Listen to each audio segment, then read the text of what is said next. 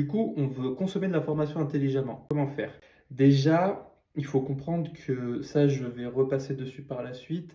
Il y a 2 taxonomies clés pour s'auto-évaluer et avoir une compréhension, plus certaine de son niveau de compétence dans son domaine. C'est la taxonomie de Bloom et la taxonomie Solo, on va aller voir. À quoi ça sert de s'auto-évaluer? Ça sert à ni se surestimer, ni se sous-estimer.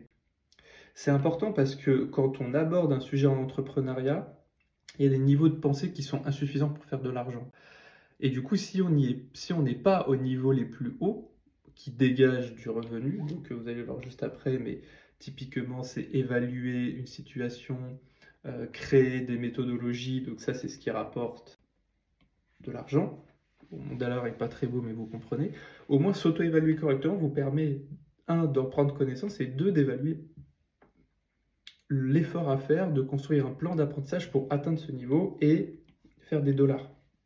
Ok? Et j'ai mis donc l'idée, là je vous ai mis quelques exemples.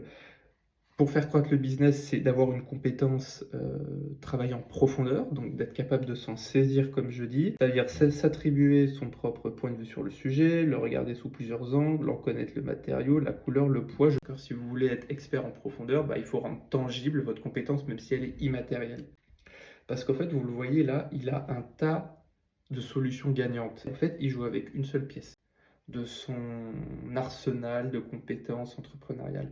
Et c'est ça la différence entre les winners et les losers. Alors que le maître, il peut pivoter, changer, adapter, réévaluer, créer de nouveau une méthodologie pour gagner de l'argent. Ce qu'on veut, c'est être un maître, c'est avoir plein de solutions gagnantes et pouvoir piocher dans son pot. Pour un, plusieurs compétences évidemment, et deux, les lier intelligemment pour pouvoir piocher quand le besoin se fait sentir.